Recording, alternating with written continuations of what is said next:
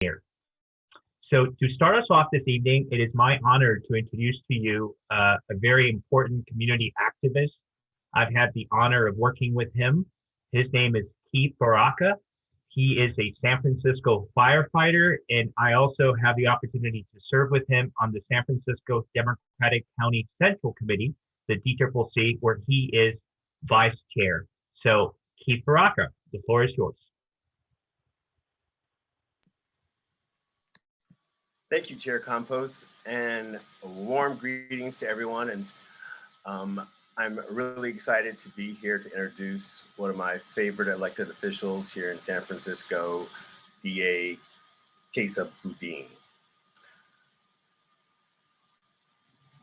James Baldwin once said, "To be Black in this country and to be relatively conscious is to be enraged almost all the time."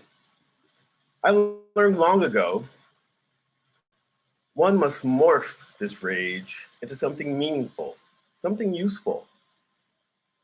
I entered this political arena to focus what Mr. Baldwin called rage into actions that produce meaningful reforms within my community.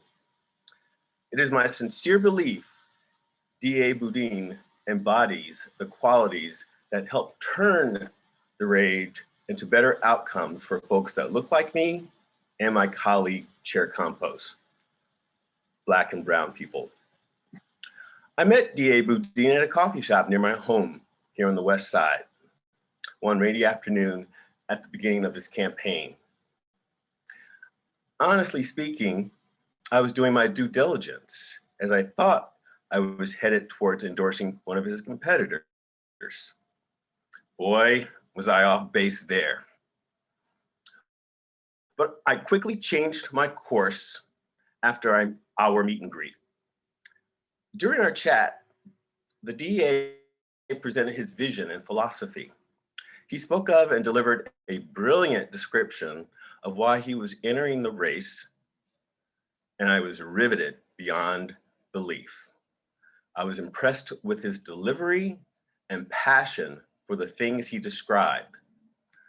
The items that caught my attention: recognizing and confronting the disparate impacts of the criminal justice system on Black and brown people, reforming or eliminating an unfair cash bail system, decarceration, his commitment to holding police officers accountable if they are abusing the public trust, re-examining and developing solutions to addressing mental health within our community so that jail is not the de facto way in which we address mental health. All of these things are so very important to me as a citizen, a Black man, and a member of the Democratic Party. All of the things he believes in, I do too. Growing up, I was always taught that it was of great importance to, quote, be my brother's keeper and my sister's, to keep watch over those that are poor, the downtrodden. Supporting DA Boudin is in line with these ideals.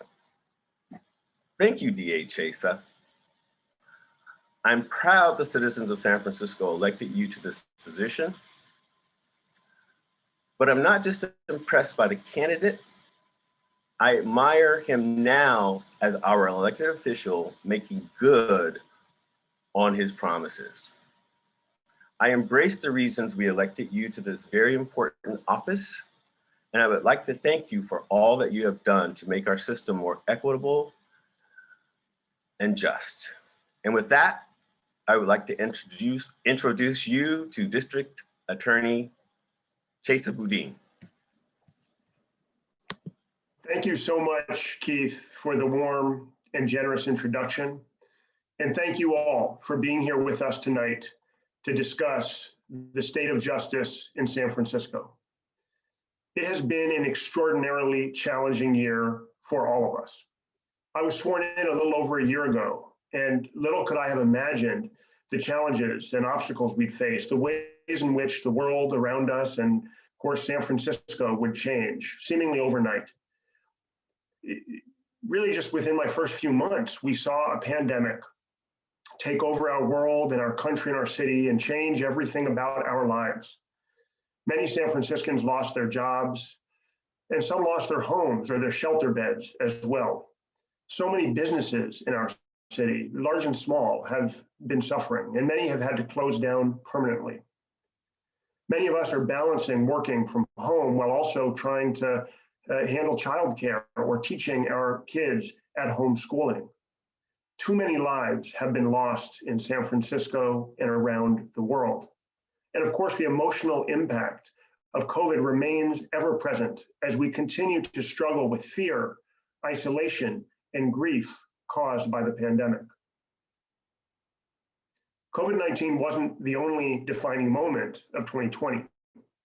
The tragic killing of George Floyd and Breonna Taylor and so many other Black people around the country galvanized a national movement driven by righteous rage and a desire to demonstrate through systemic change that Black lives matter.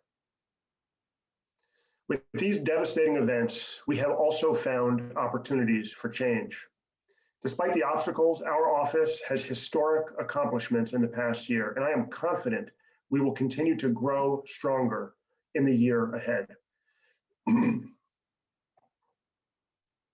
So let's talk about what was undoubtedly the biggest threat to public safety in 2020, the public health threat posed by COVID-19.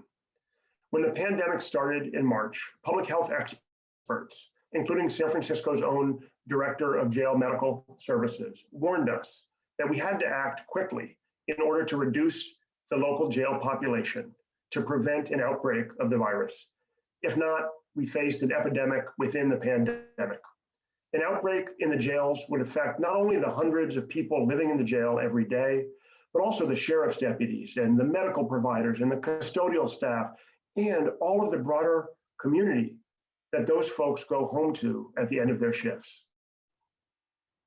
Alongside all of our justice partners, my office identified and worked to early release vulnerable people from the jail, as well as those who posed minimal public safety risks. Ultimately, we significantly reduced the jail population, even as overall crime plummeted. Reducing the jail population allowed the city to finally close County Jail 4, the seismically unsafe jail that should have been shuttered many years ago. Collaboration among our justice partners and with the Board of Supervisors played a critical role. Our office's Safety and Justice Challenge Grant from the MacArthur Foundation provided a platform to ensure our success in closing the jail. As a result of these efforts, we avoided an outbreak in the jails in 2020, and we also protected thousands of people who are connected directly or indirectly to the jails. But as the virus surges around us today, we must remain vigilant in our efforts to keep the jail population low and protect our broader communities. Calls for racial justice and changes in policing also shaped 2020. Our office acted quickly to implement changes in response to George Floyd's murder and the protests that ensued from coast to coast. For generations, prosecutors failed to hold police accountable, and in many instances, even enabled police misconduct. That stopped with me. We bolstered our independent investigation bureau, which filed historic cases.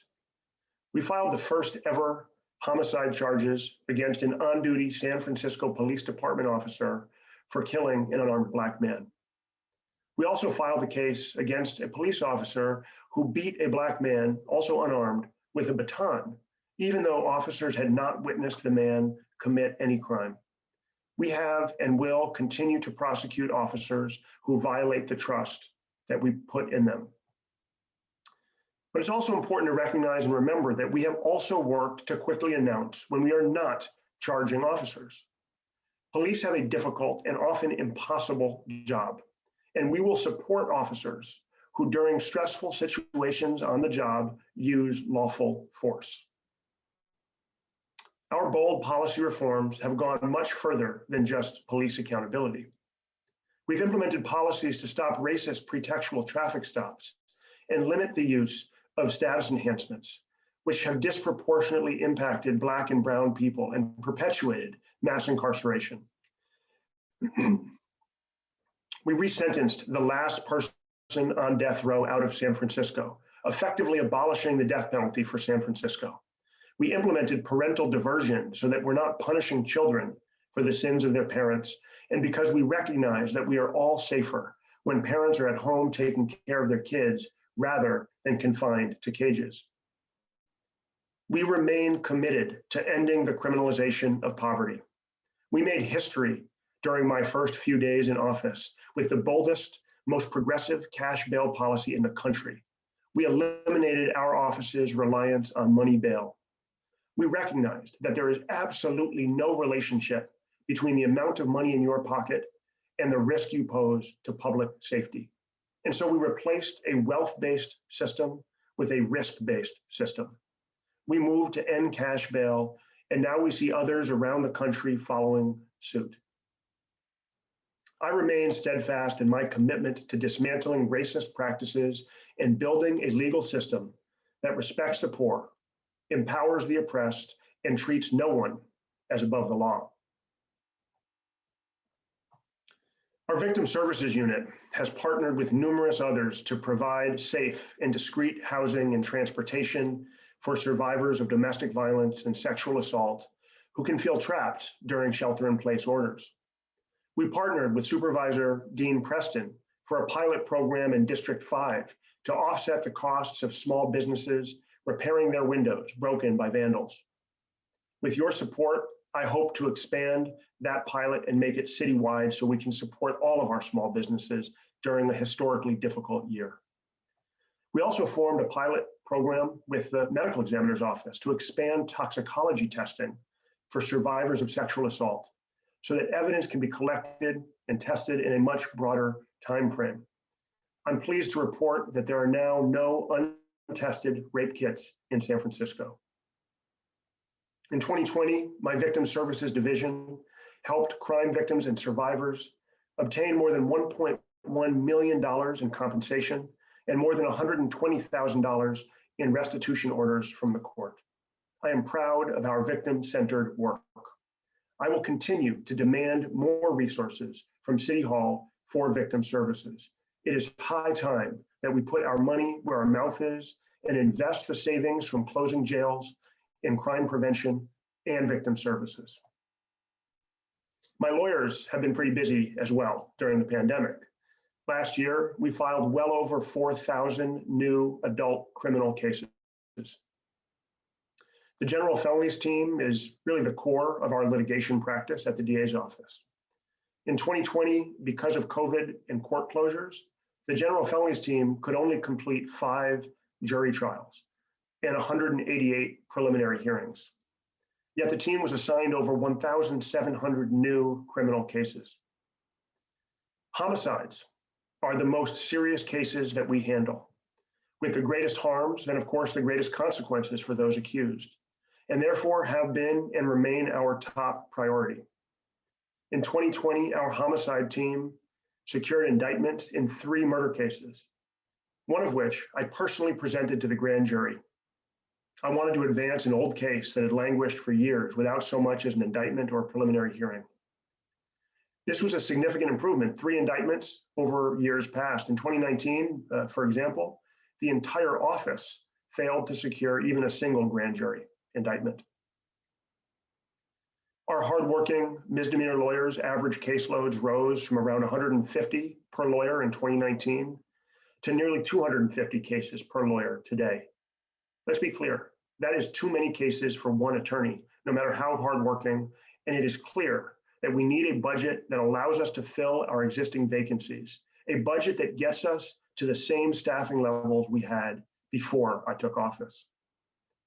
Court closures have dramatically reduced our trials and in-court litigation opportunities. This, of course, means that whenever the pandemic ends, we will have a historic backlog in our courts.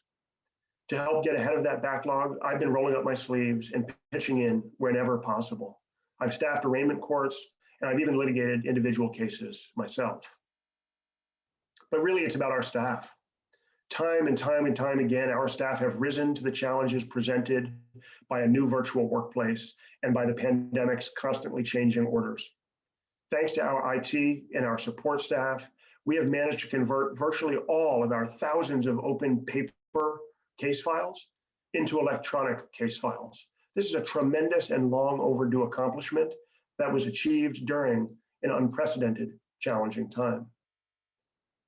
Despite these challenges, our office has not only continued to prosecute thousands of cases, but we've also developed new units and bolstered existing ones. For example, we started an innovative economic crimes against workers unit. The unit prosecutes cases like wage theft and labor trafficking.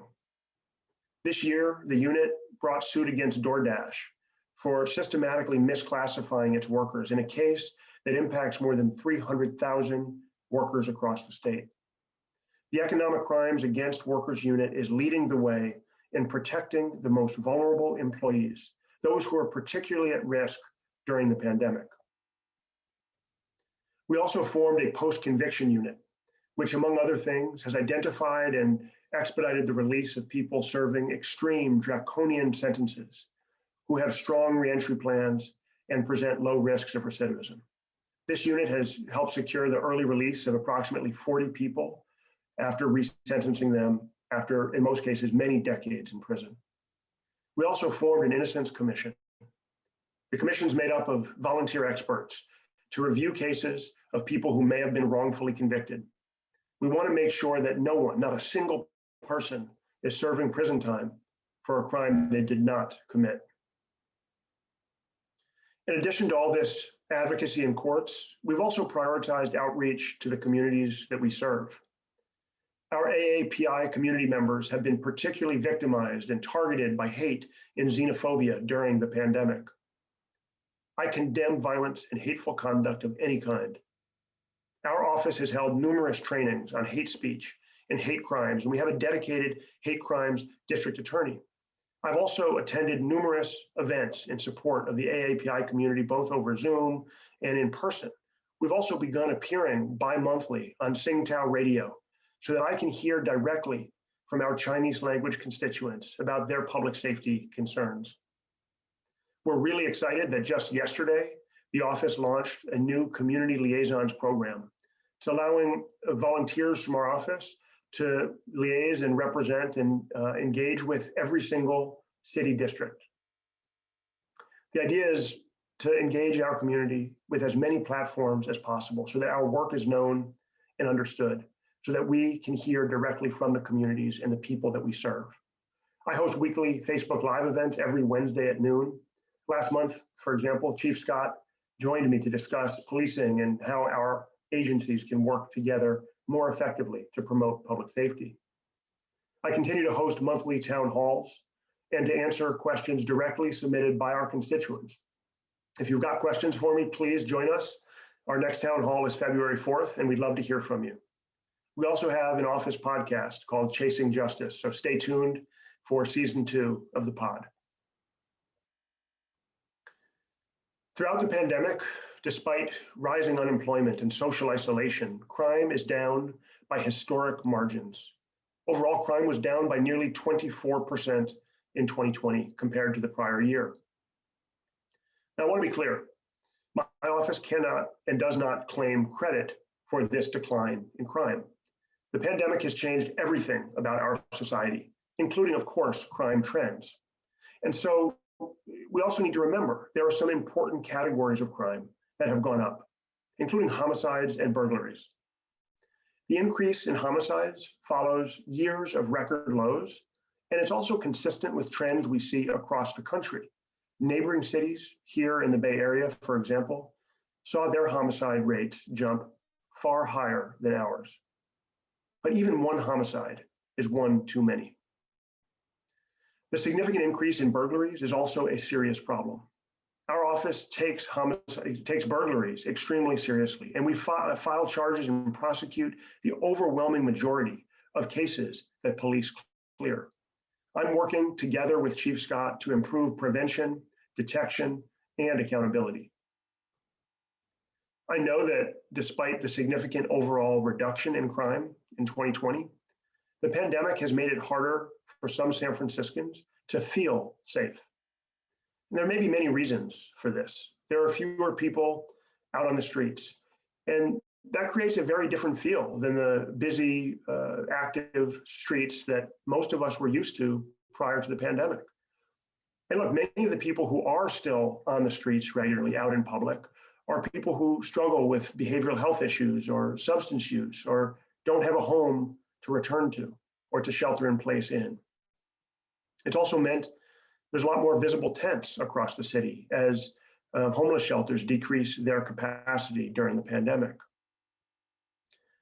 So as we grapple with the data and how we feel, I want to offer some facts taken directly from the police department dashboards on reported crime. Rapes in 2020 were down by nearly 50%. Robberies down by nearly 23%. Assaults down by 15%. The increase in residential and commercial burglaries corresponds with a dramatic decline in auto burglaries and other theft cases. Larceny theft is down by almost 40% since I took office. That's especially significant because it was by far the most common reported category of crime in San Francisco, and it was a dominant concern across the city in every public safety conversation we had in 2019. Look, we absolutely have lots more work to do, but we have to remember overall crime rates are at historic lows, and we must resist the efforts by some to sow fear rather than paint an accurate picture. As we try to do more with less and in more difficult circumstances, the office is facing potentially budget cuts up to 10%, and we've grappled with intermittent hiring freezes ever since I took office. We have to fight to fill every single vacant position in our staff. We're working as hard as possible to avoid layoffs and to provide all of our attorneys with the support they need to effectively prosecute growing caseloads.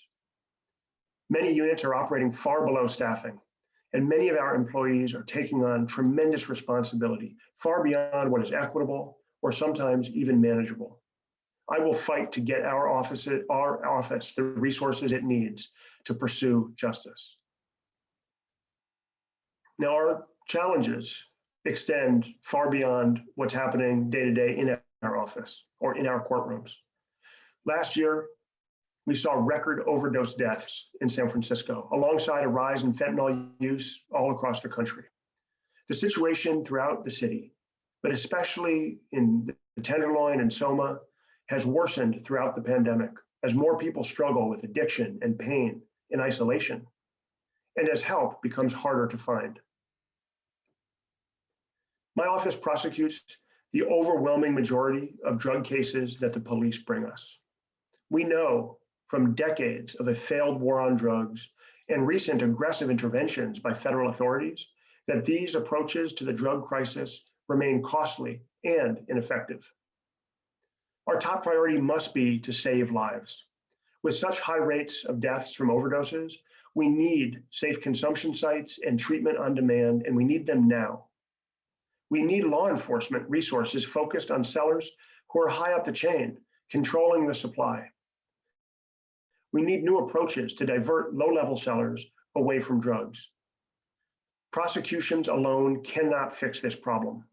We need public health interventions. Keeping San Francisco safe means preventing, not just prosecuting, crimes. Look, 75% of the people booked into our county jail are mentally ill or drug addicted or both. And the jail has become the #1 provider of mental health services in the city. We need to start addressing the root causes of crime. Criminal courts are simply not the best or only solution for every crime, for every case, or for every person who comes into contact with the police. We also need to work more effectively with our justice partners. The recent tragic deaths of Hanako Abe and Elizabeth Platt during a fatal New Year's Eve DUI were devastating. Meeting with their families was one of the hardest things I've had to do. I think about Ms. Platt and Ms. Abe every single day. To the Platt and Abe families, I am so sorry for your loss. The incident, that tragic incident, has also made clearer than ever the need for systemic change, including within my office.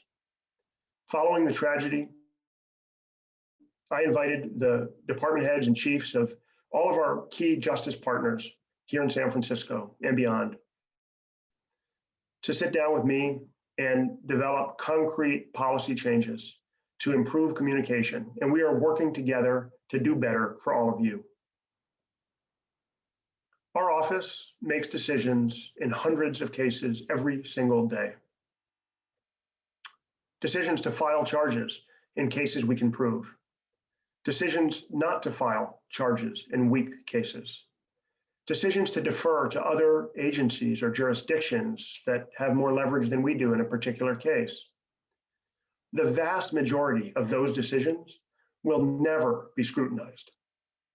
They will not lead to viral tweets or salacious newspaper headlines, but they are the bread and butter of what we do, the more than 4,000 new criminal cases that we filed last year.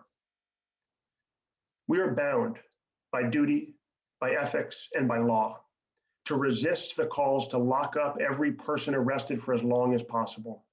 Our movement will not allow tragedies to be exploited by fearmongers determined to roll back criminal justice reforms that promote equity, efficiency, and safety. I urge you to rely on facts and to focus on honoring the victims in this case. They didn't deserve this tragedy, and they certainly didn't deserve to be used as part of a political narrative. My comments here cannot even begin to cover all of the work my office does every day. We're litigating cases ranging from misdemeanor shoplifting to first-degree murder. We're fighting to protect domestic violence and sexual assault survivors. We're addressing root causes of crime in collaborative courts. We're helping youth in our juvenile system get and earn second chances. We are finding witnesses and evidence as our team investigates complicated cases. We are supporting crime victims. And yet we must do more to promote public safety and justice in San Francisco. We must not let the challenges deter us. There is so much in our city and in our country and in our world that cries out for urgent change. I, for one, am dedicated to confronting the many obstacles that we are facing and finding, on the other side, tremendous opportunities for progress. I assure you, I am committed as ever to honoring the values on which I campaigned and on which you elected me as your district attorney. I will center crime victims and survivors in every decision we make that impacts their lives. I will disrupt the cycles of crime and poverty that so harm families and communities for generations. I will rely on data and experts rather than fear and panic to make policy. I will fight to remove the taint of racism that lingers in every criminal courthouse in the nation. But most of all, I will keep striving for justice for all San Franciscans. Thank you. Thank you for the opportunity to serve.